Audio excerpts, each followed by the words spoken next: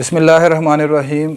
अस्सलाम वालेकुम dear students, मैं हूं प्रोफेसर अज़मत अली और आप देख रहे हैं मेरा चैनल मैथ्स फॉर यू। बेटा उम्मीद करता हूं आप सब खैरियत से हैं। जैसा कि आप लोग जानते हैं कि हमने सेकेंड ईयर मैथमेटिक्स जो है ये स्टार्ट किया हुआ है और इस कोर्स में मैं already chapter number 1 functions and limits जो है उसको अल्हम्दुलिल्लाह कंप्लीट करवा चुका हूँ।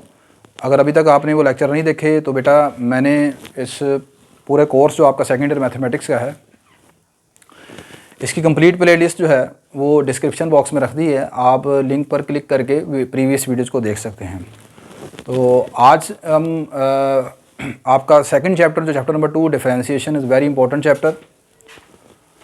ये चैप्टर सिर्फ आपका सिर्फ इंटरमीडिएट में नहीं है, अगर आप आगे बीएस मैथमेटिक्स करते हैं या कोई भी डिफरेंट बीएस अगर आप करते हैं तो मैक्सिमम चांसेस होते हैं कि आपकी जो कोर्स आउटलाइन होती है उसमें ये डिफरेंशिएशन जो है वो शामिल होती है।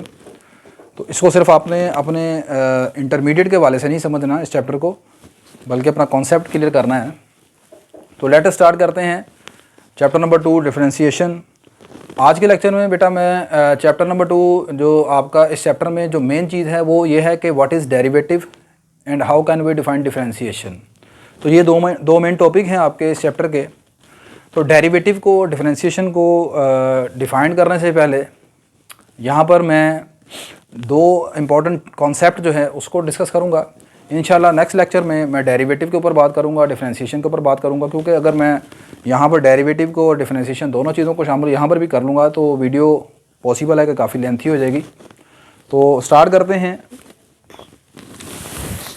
एवरेज रेट ऑफ चेंज और इंस्टेंटेनियस रेट ऑफ चेंज, ये आज के लेक्चर में दो चीज़ें डिस्कस करूँगा। एवरेज रेट ऑफ चेंज और इंस्टेंटेनियस रेट ऑफ चेंज क्या होते हैं। लेकिन इन दोनों से पहले मैं एक टर्म जो कि इन दोनों में इस्तेमाल हो रही है, रेट ऑफ चेंज, उसको यहाँ पर डिफ़ाइन करूँगा कि रेट ऑफ चेंज को आप किस तरह डिफ़ाइन करते हैं। रेट ऑफ चेंज को अगर आप उर्दू में इसका मतलब देखें तो ये बनता है तब्दीली की शरह, ठीक है। यानी कोई डिपेंडेंट वेरिएबल किस तरह चेंज होता है जब आप किसी इनडिपेंडेंट वेरिएबल को पर यूनिट चेंज करते हैं, ठीक है, उसे रेट ऑफ चेंज कहते हैं। मैथमेटिक्स में आप जानते हैं कि दो वेरिएबल हमेशा अंडर डिस्कशन रहते हैं, एक डिपेंडेंट वेरिएबल होता है, एक इंडिपेंडेंट वेरिएबल होता है। तो डेफिनेशन पढ़ लेते हैं। मैंने लिखा है जी, change come in dependent variable by per unit change in independent variable.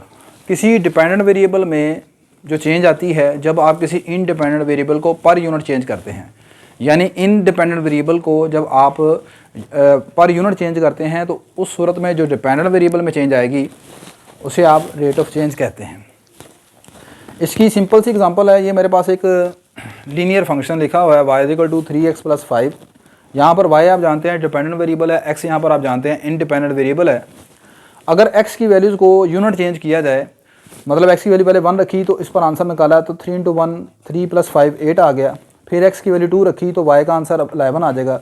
फिर x की वैल्यू 3 रखेंगे तो y का आंसर अब 14 आ जाएगा। इसी तरह अगर आप x को 1 यूनिट चेंज करते जाएँ तो y की वैल्यूज़ आपके पास निकलती आएंगी। तो इतनी वैल्यूज़ खैर निकालने की ज़रूरत नहीं है, यहाँ पर सिर्फ आपको समझाना का मकसद ये है। आप देखेंगे यहाँ पर आपने x को 1 यूनिट चेंज किया, 2 - 1 कितने का फ़र्क आया, 1 का फ़र्क आया। 3 - 2 कितने का फ़र्क आया, 1 का फ़र्क आया। अब इधर x 1 यूनिट बदल रहा है, y को आप देखें वो कितने यूनिट बदल रहा है। तो y में जो चेंज आ रही है 11 - 8 दैट इज़ 3, 14 - 11 दैट इज़ 3। तो अब यहाँ पर जो चेंज आई है x को पर यूनिट चेंज करने से वो 3 यूनिट की है, ठीक है। तो इस फंक्शन में जो चेंज है, रेट ऑफ चेंज जो है इस फंक्शन में y में जो रेट ऑफ चेंज आ रहा है, ठीक है, वो कितने यूनिट का है, 3 यूनिट का है, ठीक है। तो जब आपने x को क्या चेंज किया, 1 यूनिट चेंज किया। अब मेरे पास ये एक कुछ फिगर्स यहाँ पर बनी हुई हैं, इस फिगर से भी तरह मैं आपको थोड़ा सा एलेबोरेट करता हूँ रेट ऑफ चेंज का कॉन्सेप्ट। मैंने लिखा है जी, figure represent flow of water. ये हमारे पास एक बर्तन है, ठीक है, इसमें ये पानी आपको नज़र आ रहा होगा, ठीक है। कोई ड्राइंग मेरी अच्छी खास ज़्यादा नहीं है, बस ये मकसद ये आपको समझाने का है। अच्छा, अब इसमें ये है, इस तरह है कि सपोज़ कर लें कि इस बर्तन में होल है नीचे, ठीक है, सुराख होने की वजह से इसमें से पानी आस्ता आस्ता कम होता जा रहा है। तो मैंने लिखा कि यहाँ पर फ़र्ज़ करें जब ऑब्ज़र्व किया गया तो स्टार्टिंग में जो पानी था इसमें वो 10 लीटर था, ठीक है। आफ्टर 2 मिनट गुजरने के बाद दोबारा पानी को देखा गया तो अब 6 लीटर रह गया। फिर 2 मिनट गुजर रहे हैं तो अब पानी जो है बाकी कितना रह गया, 2 लीटर रह गया, ठीक है। अब क्वेश्चन ये बनता है, क्वेश्चन आपसे ये पूछा जाता है, what is the rate of change in flow of water after each minute, ठीक है। यहाँ पर जो फ्लो दो वेरिएबल है ना, यहाँ पर डिपेंडेंट और इंडिपेंडेंट। अब यहाँ पर डिपेंडेंट वेरिएबल कौन सा है, फ्लो ऑफ वाटर, वाटर का जो फ्लो है, ठीक है, ये डिपेंड कर रहा है, ठीक है, किसके ऊपर, टाइम के ऊपर। तो टाइम इज़ इंडिपेंडेंट वेरिएबल। तो मैंने कहा कि what is the rate of change in flow of water, पानी के बहाव में क्या चेंज आ रही है, ठीक है, वो कितना कम होता जा रहा है आफ्टर ईच मिनट, हर एक मिनट गुजरने के बाद। तो आसान सी चीज़ है, मुश्किल नहीं है। आप देखें कि यहाँ पर जब आपने ऑब्ज़र्व किया तो यहाँ पर पानी कितना रह गया है, यहाँ पर पानी रह गया कितना कम हुआ है, 4 लीटर कम हो गया। मज़ीद जब दोबारा ऑब्ज़र्वेशन ली गई तो फिर मज़ीद 4 लीटर कम हो गया, ठीक है। तो अब उसके बाद आपने टोटल जो इसमें कमी हो रही है वो 4-4 लीटर की है, ठीक है। और ये ऑब्ज़र्वेशन हर 2 मिनट के बाद आपने की है। तो 4 लीटर को 2 पर डिवाइड कर दे तो आंसर बनता है 2। तो ये जो 2 लीटर आया है, 2 लीटर पर मिनट, ठीक है, ये क्या शो कर रहा है, ये शो कर रहा है कि हर 1 मिनट के अंदर जो पानी में जो कमी आ रही है, जो पानी कम होता जा रहा है वो 2 लीटर है, ठीक है। Her after each minute the flow of water is 2 litre after each minute. तो आफ्टर ईच मिनट है ना, हर 1 मिनट के बाद। तो इसका मतलब आपने टाइम को पर यूनिट चेंज किया, टाइम को यूनिट चेंज किया। तो चेंज किसमें, चेंज कितनी आई है, 2 लीटर की कमी आ रही है, ठीक है। तो ये क्या शो कर रहा है, rate of change in flow of water. Second example ये हमारे पास है, फिज़िक्स के हवाले से यहाँ पर बात करने लगा हूँ। मैंने कहा जी कि एक ये डिस्टेंस ट्रैवल्ड बाय कार की एग्जांपल मैंने ले ली। फर्ज करें एक ड्राइवर है, वो कार ट्रैवल कर रहा है, तो पहले 5 मिनट में उसने 300 मीटर का फासला तय किया है। फिर जब दूसरी ऑब्जर्वेशन ली गई तो अगले 3 मिनट में अब जो डिस्टेंस उसने तय किया है वो 500 मीटर का है, ठीक है। तो अब क्वेश्चन ये है कि उसने पर मिनट में कितना डिस्टेंस ट्रैवल किया है, पर मिनट में कितना डिस्टेंस ट्रैवल किया है, ठीक है। तो अब यहाँ पर भी देख लें कि जो 2 वेरिएबल हैं, एक है डिस्टेंस है और दूसरा क्या है, टाइम है। तो डिस्टेंस डिपेंड ऑन टाइम, ठीक है। तो अब यहाँ पर देखें, मैंने ये बताया, आपसे पूछा है कि उसने पर मिनट के अंदर अंदर कितना डिस्टेंस ट्रैवल कर रहा है, यानी कि आपने rate of change in distance मालूम करनी है आफ्टर इन ईच मिनट, सही है। तो टोटल इस 8 मिनट की जर्नी में, ये टोटल 8 मिनट बनते हैं, तो टोटल 8 मिनट की जर्नी में टोटल डिस्टेंस जो उसने ट्रैवल किया है वो टोटल डिस्टेंस है 800 मीटर का, ठीक है। तो टोटल डिस्टेंस को टोटल टाइम के ऊपर डिवाइड कर देते हैं तो आंसर बनता है 100 मीटर पर मिनट। तो ये 100 मीटर पर मिनट क्या शो कर रहा है, this shows that the distance travelled in each minute is 100 metre, ठीक है। हर 1 मिनट में जो उसने डिस्टेंस ट्रैवल किया है वो कितना है, 100 मीटर का है, ठीक है। हालांकि हकीकत में ऐसा नहीं है, ठीक है। आप अगर फिजिक्स के स्टूडेंट हैं तो आप अच्छी तरह समझते हैं, यहाँ पर ये एक्चुअली एवरेज स्पीड का क्वेश्चन बनता है, सही है। तो ये average speed, average velocity, average acceleration, ये एक्चुअली आपके मैथमेटिक्स के फंक्शन से ही मैथमेटिक्स का ये जो टॉपिक है आपका एवरेज रेट ऑफ चेंज का, ठीक है, ये average velocity, average acceleration are the special type of this topic, ठीक है। यानी फिजिक्स के ये जो टॉपिक आप पढ़ते हैं, average velocity, average acceleration, these are the special types of this topic average rate of change. मैं अभी यहाँ पर आपको एवरेज रेट ऑफ चेंज का मैथमेटिकली इसकी डेफिनेशन लिख के बताऊंगा, ठीक है। फिर आप वहाँ से मैं आपको बताऊंगा कि इस मैथमेटिकल डेफिनेशन से आप एक्चुअली एवरेज वेलोसिटी कैसे बना सकते हैं, एवरेज एक्सेलरेशन का फार्मूला कैसे बनाते हैं। तो that formulas are derived from this topic, ठीक है। इसलिए कहते हैं कि mathematics is the mother of sciences, सही है। अच्छा, नेक्स्ट यहाँ पर मैं इन दोनों टॉपिक्स को कि एवरेज रेट ऑफ चेंज और इंस्टेंटेनियस रेट ऑफ चेंज को प्रॉपरली मैथमेटिकल इसकी डेफिनेशन लिखने से पहले मैं 2 लाइनों में इन दोनों की अलग-अलग डेफिनेशन यहाँ पर बताने लगा हूँ, ताकि आपको आगे जो डेफिनेशन है उसके मुतालिक पता चल जाए कि एक्चुअली इन दोनों टॉपिक्स का थीम क्या है, ठीक है, इसमें मैंने क्या बयान करना है यहाँ पर। तो देखें जी, जहाँ पर एवरेज रेट ऑफ चेंज का जहाँ तक ताल्लुक है तो वो क्या है, this is rate of change in function over an interval. जब किसी फंक्शन में एक इंटरवल के ऊपर आप रेट ऑफ चेंज मालूम करना चाहें, जब किसी फंक्शन में आप किसी इंटरवल के ऊपर रेट ऑफ चेंज मालूम करना चाहें, that is called average rate of change. और अगर आप किसी फंक्शन में किसी पॉइंट के ऊपर रेट ऑफ चेंज मालूम करना चाहें, एग्जैक्टली एट अ पॉइंट, किसी एक पॉइंट के ऊपर मालूम करना चाहें, that is called instantaneous rate of change. तो इंस्टेंटेनियस रेट ऑफ चेंज का ताल्लुक एक पॉइंट के साथ है और एवरेज रेट ऑफ चेंज का ताल्लुक एक इंटरवल के साथ है। ये 2 चीज़ों का फ़र्क है इन दोनों में, ठीक है। अब मैं यहाँ पर मैथमेटिकली इनकी डेफिनेशन लिखता हूँ, फिर आगे चलते हैं। आप ले बेटा, अब यहाँ पर हम एवरेज रेट ऑफ चेंज और इंस्टेंटेनियस रेट ऑफ चेंज को मैथमेटिकली किस तरह डिफाइन करते हैं उसको यहाँ पर देखते हैं। फिर इसके बाद लास्टली मैं आपको एवरेज रेट ऑफ चेंज और इंस्टेंटेनियस रेट ऑफ चेंज का ग्राफिकली और ज्योमेट्रिकली मतलब क्या होता है, यानी ग्राफ में एवरेज रेट ऑफ चेंज और इंस्टेंटेनियस रेट ऑफ चेंज क्या शो करता है, वो लास्ट सेक्शन में आपको मैं बताता हूँ। तो पहले इसको देखते हैं मैथमेटिकली इसका फार्मूला क्या है, इसकी डेफिनेशन क्या है, और एक एग्जांपल देखते हैं ताकि आपको पता चल जाए कि इसको कैलकुलेट कैसे करते हैं। तो एवरेज रेट ऑफ चेंज का जहाँ तक ताल्लुक है वो उसकी डेफिनेशन ये है, suppose that F of X is defined over the close interval A B. फर्ज कर लें कि आपका एक फंक्शन एफ ऑफ एक्स है, एक क्लोज इंटरवल ए बी के ऊपर डिफाइंड है। डिफाइंड होने का मतलब आप चैप्टर नंबर 1 में बता चुका हूँ, यानी फंक्शन उस इंटरवल के ऊपर कंटिन्यूअस है, फंक्शन का आंसर उसके ऊपर फाइनाइट रियल वैल्यूज रखता है, ठीक है। Then average rate of change of F X is given by the formula. तो average rate of change of F X का फार्मूला ये होगा, F of B minus F of A divided by B minus A, ठीक है। यानी function की value at final point minus function की value at initial point divided by B minus A, ठीक है। तो this is the average rate of change. सही होगी बात ये। अब अगर आप इसको थोड़ा गौर करें, अब आप जो फिजिक्स पढ़ते हैं, मैंने जैसे यहाँ पर पहले शुरू में बताया कि फ़िज़िक्स के जो फार्मूलाज हैं वो यहाँ से ही ड्राइव्ड किए गए हैं। तो फिज़िक्स में जैसे कि आप जानते हैं कि फ़िज़िक्स में आप एवरेज एक्सेलरेशन या एवरेज वेलोसिटी का जिक्र करते हैं। तो चलो मैं अगर एवरेज एक्सेलरेशन की बात करता हूँ तो एवरेज एक्सेलरेशन को आप इस तरह लिखते हैं, final velocity minus initial velocity divided by final time जो भी उसका होगा t2 minus initial time t1। फ़र्ज़ कर लेते हैं कि आपके पास एक टाइम इंटरवल t1 से लेकर t2 तक, टाइम इंटरवल t1 से लेकर t2 तक का है, और इस इंटरवल ऑफ टाइम के ऊपर एक प्रोजेक्टाइल, एक ऑब्जेक्ट को आपने प्रोजेक्ट किया है, या एक कार ट्रैवल कर रही है, या एक साइकिलिस्ट है, जैसे मर्जी आप उसको अज्यूम कर सकते हैं। फाइनल वेलोसिटी उसकी वी एफ थी और इनिशियल वेलोसिटी वी आई थी, ठीक है। और अब ये जो फार्मूला है यहाँ से निकला है, यहाँ से निकाला हुआ है। मैथमेटिक्स देखें जब भी बात करता है वो जर्नल बात करता है, ठीक है। अब ये फार्मूला आपने यहाँ से निकाला है। मिसाल के तौर पर यहाँ पर मैं अपने एक फंक्शन एफ ऑफ एक्स को वेलोसिटी फंक्शन ले लेता हूँ, ठीक है। और चूँकि एफ ऑफ एक्स मैथमेटिक्स में एफ ऑफ एक्स जो है वो यहाँ पर एक फंक्शन को रिप्रेजेंट कर रहा है, और अब ये फंक्शन होगा in term of variable x. तो मैं कह देता हूँ जी, फ़र्ज़ कर लें कि मेरे पास जो फंक्शन की वैल्यूज़ हैं वो इस वेरिएबल से निकल रही हैं। फंक्शन की जो वैल्यूज़ हैं एफ ऑफ एक्स एक वेलोसिटी फंक्शन है, और वो कुछ इस तरह डिफाइन कर दिया गया है एक्स स्क्वायर प्लस एक्स से, ठीक है। और टाइम इंटरवल हमने रख लिया है 1 से लेकर 3 के दरमियान तक का, ठीक है।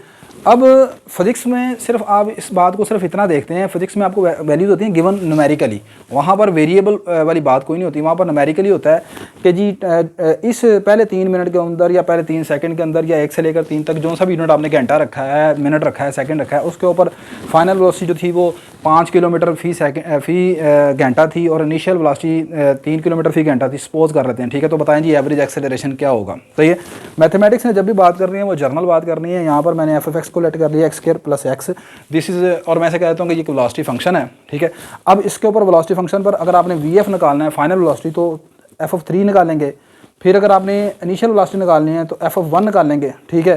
तो एफ ऑफ 3 का आंसर कितना आ गया, 9 + 3 12 माइनस, और 1 के ऊपर इसका आंसर कितना आता है, यानी इनिशियल वेलोसिटी का वी आई 1 + 1 2 डिवाइडेड बाय दोनों final time minus initial time, तो फाइनल टाइम 3 आ गया, 3 - 1 डैट इज़ 2 आ गया।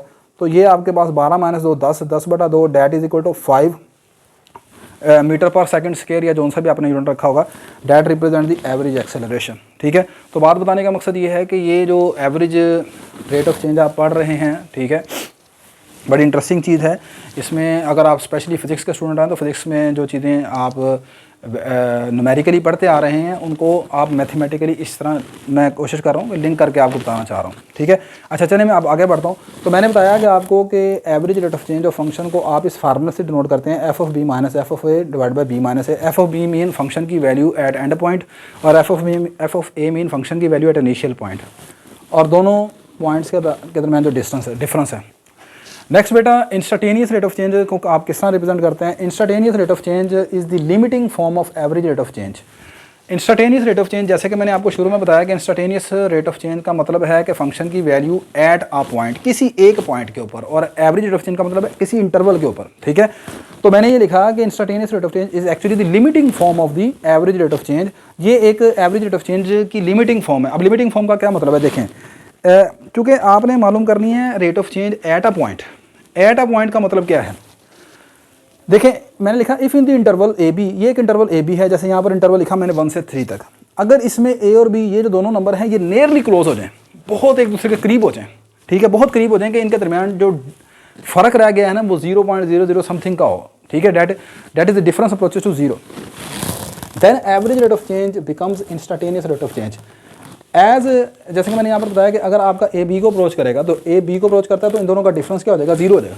देखिए ना यहाँ पर 1 और 3 है, पहला नंबर 1 है और आखिरी नंबर 3 है, इन दोनों के दरमियान डिफरेंस 2 का है, ये 0 को अप्रोच नहीं कर रहा, सही है। आपने फर्द का इंटरवल ऐसा बनाया है कि इनिशियल पॉइंट 1 है और जो आखिरी पॉइंट है वो ये है 1.000001। अब मुझे ये बताएं कि अब अगर आपको यहाँ पर कहा जाए कि आपने 1 के ऊपर रेट ऑफ चेंज मालूम करनी है, 1 के ऊपर रेट ऑफ चेंज मालूम करनी है, ठीक है, तो अगर आप यहाँ पर ये एवरेज रेट ऑफ चेंज का फार्मूला निकाल लें, ठीक है, फाइनल पॉइंट इनिशियल पॉइंट, मुझे बताएं फाइनल और इनिशियल पॉइंट में कितना को फ़र्क है। फाइनल और इनिशियल पॉइंट के दरमियान सिर्फ ये फ़र्क है 0.000001। बात को गौर से सुने, इंस्टेंटेनियस रेट ऑफ चेंज है किसी एक पॉइंट के ऊपर फंक्शन की वैल्यू, किसी फंक्शन का rate of change at a point, और अब मैं कह रहा हूँ एट अ पॉइंट मतलब 1 के ऊपर आपने रेट ऑफ चेंज मालूम करना है, सही है।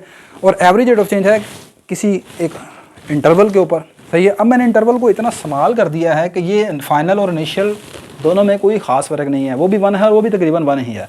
तो ऐसी सूरत में अगर आप एवरेज रेट ऑफ चेंज इसके ऊपर इसका इस इंटरवल के ऊपर एवरेज रेट ऑफ चेंज का फार्मूला लगाएं, ठीक है, तो वो एक्चुअली जो आपको चेंज इन फंक्शन बताएगा, ठीक है, वो इंस्टेंटेनियस रेट ऑफ चेंज का बताएगा। बात समझ आ गई कि नहीं आ गई? तो मैंने यही लिखा है कि जब भी आपके पास ए और बी दोनों इतने क्लोज हों कि उनका दरमियान जो डिस्टेंस है वो 0 को अप्रोच करेगा, ठीक है, तो देन फ़र्ज़ करें कि दोनों के दरमियान जो डिफरेंस है वो 0 को अप्रोच कर रहा है और उस डिफरेंस का नाम मैंने डेल्टा एक्स रख लिया है। क्या रख लिया? Delta x. या जैसे कि यहाँ पर इन दोनों का दरमियान जो डिफरेंस है वो ये है, इसका नाम हम रख लेते हैं डेल्टा एक्स, ठीक है। तो अब इसका मतलब आपका जो ये पॉइंट बी है, बी को मैं फिर कैसे लिख सकता हूँ? Let delta X approaches to 0 और डेल्टा एक्स एक very smaller positive real number है।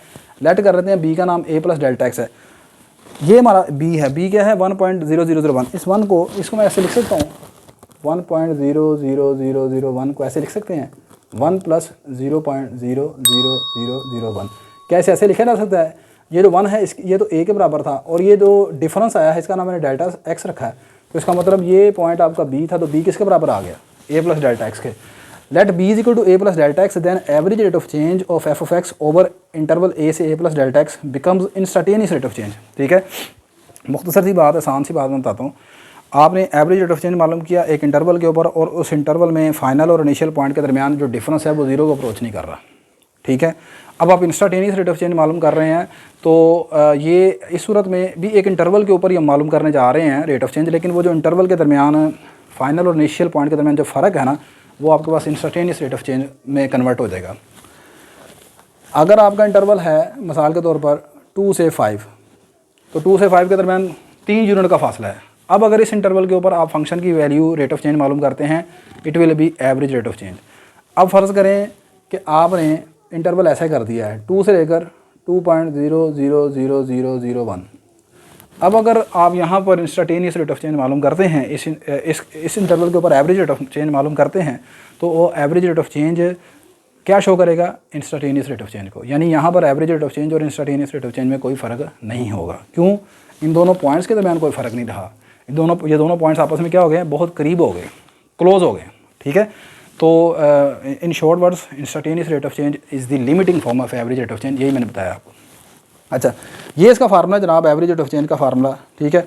आपने बी यहाँ पर पुट कर दिया, ये आ गया F of x plus delta x, ठीक है। और इंटरवल मैंने रख लिया है यहाँ पर, पहला पॉइंट का नाम हम एक्स रख लेते हैं, ठीक है। F of x plus delta x minus F of x over delta x, सही है। तो ये आपके पास आ जाएगा, यहाँ पर जो मैं इंटरवल चूज़ कर रहा हूँ ये है एक्स से लेकर एक्स प्लस डेल्टा एक्स। ए से ए प्लस डेल्टा एक्स लिखेंगे तो फिर यहाँ पर एक्स की जगह ए प्लस डेल्टा एक्स आ जाएगा। नेक्स्ट बेटा, अब एवरेज रेट ऑफ चेंज और इंस्टेंटेनियस रेट ऑफ चेंज को आपने समझने के लिए ज़रा एग्जांपल देखें। आई होप कि एग्जांपल आप कर लेंगे तो आपको समझ आ जाएगी। मैंने लिखा find the average rate of change of the function F of X is equal to X square over interval -1 से 3 and instantaneous rate of change at X is equal to 1। ये फंक्शन हमारे पास F of X is equal to X square है, ये interval है -1 से 3। आपने इस इंटरवल के दरमियान इसका average instantaneous rate of change भी मालूम करना है और एवरेज रेट ऑफ चेंज भी मालूम करना है और इंस्टेंटेनियस रेट ऑफ चेंज मालूम करना है एक्स इज इक्वल टू 1 के ऊपर। सही है। अब देखें ज़रा,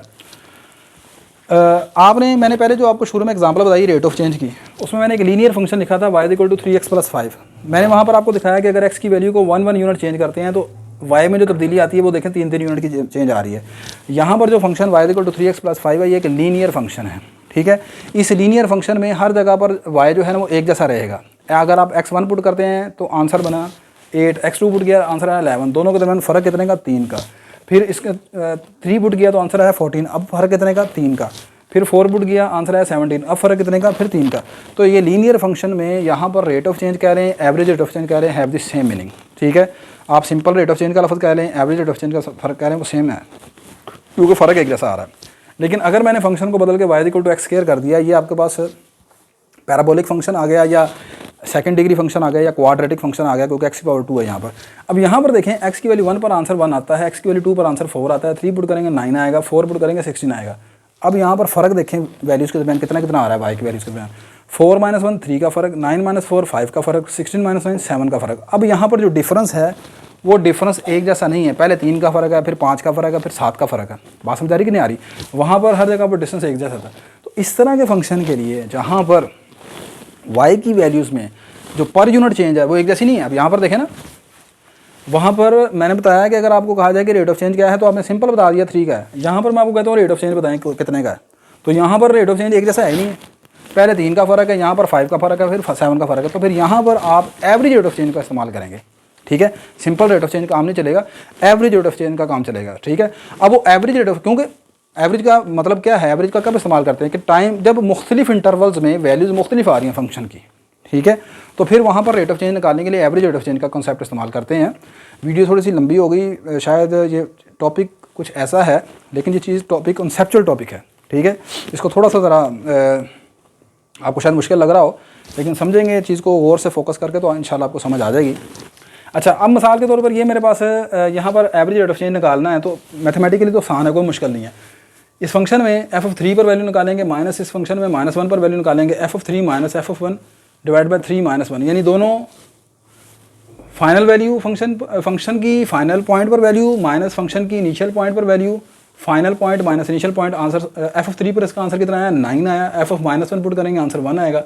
9 - 1 8/4 2। तो यहाँ पर एवरेज रेट ऑफ चेंज जो है y में जो पर यूनिट चेंज आएगी वो 2 की है। हालांकि ऐसा नहीं है, यहाँ पर फ़र्क 2 का नहीं आ रहा, एक जैसा नहीं है, लेकिन इस इंटरवल में -1 से लेकर 3 तक ये मैंने इसका ग्राफ बनाया, ये क्वाड्रेटिक फंक्शन का ये graph y equal to X square का ग्राफ है। तो -1 से लेकर 3 के दरमियान यहाँ से यहाँ तक जो चेंज आती है, ठीक है, वो आपके पास 2 यूनिट की है। कितनी है? 2 यूनिट की है। ठीक है, अच्छा, अगली चीज़ ये है कि यहाँ पर इस क्वेश्चन में मैंने ये भी कहा है कि आपने x इक्वल टू 1 के ऊपर इसका निकालना है इंस्टेंटेनियस रेट ऑफ चेंज। तो इसका इंस्टेंटेनियस रेट ऑफ चेंज निकालने के लिए ये हमारे पास फार्मूला है। पहले फंक्शन की value x plus delta x पर निकालेंगे, फिर फंक्शन की वैल्यू माइनस f(x) लिख दिया डिवाइड बाई डेल्टा x। पहले ये निकाल लेते हैं। x प्लस डेल्टा x को मैंने यहाँ पर पुट किया एक्स स्क्वायर की जगह, ये आ गया x प्लस डेल्टा x का होल स्क्वायर। आगे लिखना है माइनस f(x), तो माइनस f(x) क्या है? एक्स स्क्वायर आ गया। इसका स्क्वायर ओपन कर दें, यह आ जाएगा X square plus delta x का whole square plus 2x delta x minus X square. अब एक्स स्क्वायर से कैंसिल हो जाएगा। ठीक है, बाकी क्या रहेगा? यहाँ से डेल्टा x कॉमन निकाल लें, ये रहेगा delta x plus 2x over delta x। ये डेल्टा x से कैंसिल कर दें, बाकी रहेगा 2x। तो इस सारे का आंसर कितना आ गया? 2x के बराबर आ गया। ठीक है, अब आपने x इक्वल टू 1 के ऊपर निकालनी है value instantaneous rate of change की, तो इसके आंसर में x का 1 पुट कर दें तो आंसर कितना बन गया? 2 के बराबर आ गया। ठीक है, तो यहाँ पर x इक्वल टू 1 के ऊपर इंस्टेंटेनियस रेट ऑफ चेंज कितना आ गया? वो भी 2 आ गया। अच्छा, ये इतफाक हुआ है कि यहाँ पर एवरेज रेट ऑफ चेंज का आंसर भी 2 है और इंस्टेंटेनियस रेट ऑफ चेंज का आंसर भी 2 है। ये कोई कन्फर्म नहीं होता ऐसा कि एवरेज रेट ऑफ चेंज और इंस्टेंटेनियस रेट ऑफ चेंज हमेशा बराबर आएंगे। सही है, वो इतफाकन ऐसा एग्जांपल बन गई है कि आंसर सेम आ गया। तो आई होप कि आपको ये समझ आ गया होगा कि एवरेज रेट ऑफ चेंज का फार्मूला क्या है, उसको कैसे कैलकुलेट करते हैं, instantaneous rate of change average rate of change से किस तरह फ़र्क रखता है। एवरेज रेट ऑफ चेंज में जब आप इंटरवल के एंड पॉइंट्स को इतना क्लोज कर दें कि फाइनल पॉइंट और इनिशियल पॉइंट यानी ए और बी के दरमियान जो फ़र्क है वो ज़ीरो को अप्रोच करे तो ऐसी सूरत में एवरेज रेट ऑफ चेंज जो है वो इंस्टेंटेनियस रेट ऑफ चेंज में बदल जाता है। लास्ट चीज़ इसमें कि एवरेज रेट ऑफ चेंज और instantaneous rate of change graphically geometrically किस चीज़ को रिप्रेजेंट करते हैं उसको ज़रा देखते हैं। ले बेटा, लेक्चर के लास्ट सेगमेंट में हम यहाँ पर ग्राफिकली मैं बताना चाह रहा हूँ आपको कि एवरेज रेट ऑफ चेंज और instantaneous rate of change graphically या ज्योमेट्रिकली किस चीज़ को रिप्रेजेंट करता है। Average rate of change graphically shows करता है स्लोप ऑफ सेकंड लाइन को, और instantaneous rate of change show करता है स्लोप ऑफ टेंजेंट लाइन को। अब यहाँ पर दो वर्ड शायद आपके लिए नए होंगे, एक स्लोप का लफ्ज़ है, सेकंड लाइन और टेंजेंट लाइन वैसे आपने मैट्रिक में भी पढ़ी है, फर्स्ट ईयर में शायद पढ़ के आए होंगे, नहीं पढ़े तो मैं यहाँ पर रिवाइज करवाता हूँ आपको। लेकिन सेकंड लाइन क्या होती है, line touch the curve at 2 points, 2 points पर कट करने वाली लाइन जो होती है किसी कर्व को, लाइन यहाँ पर कट का लफ्ज़ लिखने, line cut the curve at 2 points, ठीक है, इज कॉल्ड सेकंड लाइन। और ऐसी लाइन जो किसी कर्व को सिर्फ एक पॉइंट पर टच करती है उसे आप कहते हैं टेंजेंट लाइन, ठीक है। यहाँ पर line cut the curve at 2 point is called second line. जैसे कि इस ग्राफ में आपको नजर आ रहा है, ये जो ग्रीन कलर की लाइन है इस पैराबोला को 2 पॉइंट पर कट करके गुजर रही है। एक ये पॉइंट है x-1 y1 यानी ये वाला पॉइंट ग्रीन, और दूसरा ये पॉइंट है जहाँ पर x की वैल्यू 3 y की वैल्यू 9 है। तो ये जो ग्रीन लाइन है ये आपके पास क्या कहलाती है, यहाँ पर सेकंड लाइन को शो कर रही है। अच्छा, अब यहाँ पर x की वैल्यू 1, अगर x की वैल्यू यहाँ पर 1 हो तो y कितना आएगा, 1 आएगा। तो इस पॉइंट पर टच करके ये वाली जो लाइन रेड कलर की अगर आपको नज़र आ रही है, ये जो लाइन अब मैं ड्रा कर रहा हूँ, ये लाइन इस कर्व को चूँकि एक पॉइंट पर टच कर रही है और वो पॉइंट है x1 y1, ठीक है। तो ये वाली लाइन जो है ये आपके पास क्या है, टेंजेंट लाइन है। यहाँ बात समझ आ गई कि नहीं आ गई। तो एक पॉइंट पर टच करके गुजरेगी तो उसे टेंजेंट कहेंगे, 2 पॉइंट पर कट करके गुजरती है तो उसे सेकंड लाइन कहते हैं। अब अगली चीज़ यहाँ पर लफ्ज़ का इस्तेमाल किया मैंने स्लोप का, तो स्लोप का कॉन्सेप्ट आगे चैप्टर नंबर 4 में एनालिटिक ज्योमेट्री में जब आएगा वहाँ पर हम डिटेल से इंशाल्लाह पढ़ेंगे। मैं फिर भी यहाँ पर थोड़ा सा आपको टच दे देता हूँ। स्लोप का लफ्ज़ी मतलब होता है स्टीपनेस, स्टीपनेस का मतलब ढलवान, कोई सतह, ठीक है, कोई सतह कितनी ढलवान होती है, जिस तरह आप एक घाटी के ऊपर चढ़ते हैं, ठीक है, तो उसमें वो आप देखें इनक्लाइंड होता है, ठीक है, इनक्लाइंड शेप में होता है, ढलवान होती है, ठीक है। तो किसी चीज़ की, किसी प्लेन की जो ढलवान है, जो इसकी स्टीपनेस है, सही है, वो कितनी है, उस चीज़ को हम स्लोप कहते हैं मैथमेटिक्स में, ठीक है। फार्मूला का ये है मैथमेटिकली, अगर आपके पास 2 पॉइंट हैं, एक पॉइंट एक लाइन सेगमेंट है ये आपके पास है, इसका एक एंड पॉइंट है, उसका कोऑर्डिनेट है p(x1 y1) और ये दूसरा एंड पॉइंट है, उसके कोऑर्डिनेट है q(x2 y2). तो यहाँ पर इस लाइन की जो कि अभी देखें इंक्लाइंड शेप में बनाई है मैंने यहाँ पर, तो यहाँ पर इसकी जो स्टीपनेस है, इसकी जो स्लोप है वो निकालने का फार्मूला ये है y2 - y1, यानी y में से y के कोऑर्डिनेट माइनस कर दें, x में से x के कोऑर्डिनेट माइनस कर दें, ठीक है। That represent the slope. मिसाल के तौर पर मेरे पास ये एक एग्जांपल है, यहाँ पर x की वैल्यू 1, y की वैल्यू 1 है, यहाँ पर x की वैल्यू 2, y की वैल्यू 4 है। यहाँ पर यानी ये x1 है, ये y1 है, ये x2 है, ये y2 है। तो यहाँ पर अगर आपने इस लाइन की स्लोप मालूम करनी है तो y में से y के कोऑर्डिनेट माइनस कर दें 4 - 1 डिवाइडेड बाय x में से x के कोऑर्डिनेट माइनस कर दें 5 - 1, आंसर बन गया 3/4। अब ये 3/4 क्या शो कर रहा है, that is 0.75। 3/4 shows that when we move 4 unit along x axis. नीचे आप जानते हैं यहाँ पर किसके कोऑर्डिनेट थे, x के कोऑर्डिनेट थे और ऊपर y के कोऑर्डिनेट थे। तो मैंने लिखा कि ये असल में स्टीपनेस, ये स्लोप ये शो कर रही है कि जब हम x के अलोंग 4 यूनिट मूव करेंगे तो ऊपर y के अलोंग कितना यूनिट चलेंगे, 3 यूनिट चल जाएंगे। तो यहाँ पर जो स्लोप है निकालने का तरीकाकार ये है। इसकी कंप्लीट ज़्यादा डिटेल जो है वो मैं इसमें नहीं जा रहा, वो इंशाल्लाह नेक्स्ट चैप्टर 4 का टॉपिक है ये, वहाँ पर हम डिस्कस कर देंगे। अच्छा, तो अब यहाँ पर ये मैंने जो आपको बताया कि average rate of change actually is the slope of the second line. तो भाई ये जो आपके पास ग्रीन कलर की लाइन आपको नज़र आ रही है जो कि पॉइंट -1 से और 3 9 से गुजर रही है, यही इंटरवल था ना -1 से लेकर 3 तक। तो x -1 है, y यहाँ पर 3 है, तो ये एक लाइन बनी है। इस लाइन की जो स्लोप निकली है, ठीक है, वो actually average rate of change से निकली है, सही है। और that represent the slope of the second line, ये ग्रीन लाइन सेकंड लाइन है। अब जरा इसके फार्मूले पर भी गौर करके देख लें, ये फार्मूला भी आपको इस स्लोप का फार्मूला बनता हुआ नज़र आ रहा है। एफ ऑफ बी का मतलब फंक्शन की वैल्यू एट फाइनल पॉइंट पर, माइनस एफ ऑफ ए का मतलब फंक्शन की वैल्यू एट इनिशियल पॉइंट। आप फंक्शन को ऐसे ही रिप्रेजेंट करते हैं ना, y = एफ ऑफ एक्स, ठीक है, यानी ये फंक्शन की फाइनल वैल्यू, ये फंक्शन की इनिशियल वैल्यू डिवाइड बाय ये फंक्शन की एक्स की फाइनल वैल्यू माइनस एक्स की इनिशियल वैल्यू। तो ये जो फार्मूला आपके पास नज़र आ रहा है एवरेज रेट ऑफ चेंज का, ये किसकी तरह का मिलता जुलता फार्मूला है, ये स्लोप की तरह का मिलता जुलता फार्मूला है। और अगली ये चीज़ जो है यहाँ पर ये स्लोप ऑफ टेंजेंट लाइन को रिप्रेजेंट करता है और ये स्लोप ऑफ टेंजेंट लाइन कुछ और नहीं है। This is actually F dash x, ये आगे हम पढ़ेंगे कल के टॉपिक में, that is represent derivative of F of x. ठीक है, ये फार्मूला एक्चुअली जो इंस्टेंटेनियस रेट ऑफ चेंज का है, ये फंक्शन का फर्स्ट डेरिवेटिव होता है। ठीक है, तो वीडियो आज की बेटा थोड़ी सी लंबी है। ठीक है, क्योंकि टॉपिक आपका कुछ ऐसा था कि यहाँ पर अगर मैं इसको स्प्लिट नहीं कर सकता था कि पहले एवरेज रेट ऑफ चेंज का बनाऊँ लेक्चर, फिर उसके बाद इंस्टेंटेनियस रेट ऑफ चेंज का बनाऊँ, इसलिए मैंने वीडियो के स्टार्टिंग में ही कहा कि डेरिवेटिव और डिफरेंशिएशन के मतलब हम इंशाल्लाह नेक्स्ट लेक्चर में डिस्कस करेंगे। उसकी वजह यही थी कि ये दोनों टॉपिक वैसे ज़रा थोड़े से मुश्किल थे। देखिए, मैं अपनी तरफ से कोशिश करता हूँ कि वीडियो में आपको मुकम्मल हर तरह की जो चीज़ है ना वो कॉन्सेप्ट वाइज क्लियर कर दूँ। ठीक है, मतलब चाहता तो मैं हल्का सा एक फार्मूला आपको लिखवाता, फिर ये एक सवाल करवा देता, बस जी एवरेज रेट ऑफ चेंज निकला है, इंस्टेंटेनियस रेट ऑफ चेंज निकला है। स्टूडेंट कहता जी बहुत अच्छा जी, लेकिन इसमें बहुत सी चीज़ें ऐसी होती हैं कॉन्सेप्ट वाइज जो मैं कोशिश करता हूँ कि आपको हर तरह का कॉन्सेप्ट जो है वो क्लियर होना चाहिए। अगर कोई वीडियो आप लगती है कि लेंथी हो जाती है तो उसको आप थोड़ा थोड़ा करके देख लिया करें मुख्तलिफ सीटिंग में। ठीक है, लेकिन जहाँ पर आप वीडियो को स्किप करते हैं तो फिर वहाँ पर बहुत से कॉन्सेप्ट की चीज़ें होती हैं जैसे इस लेक्चर में, वो फिर आपकी रह जाती हैं। मेरी ये वीडियो अगर आपके लिए बेटा हेल्पफुल है तो मेरी इस वीडियो को आप लाइक करें, शेयर करें, मेरे चैनल को सब्सक्राइब करें। इंशाल्लाह नेक्स्ट लेक्चर में दोबारा मुलाकात होती है जी। अल्लाह हाफ़िज़।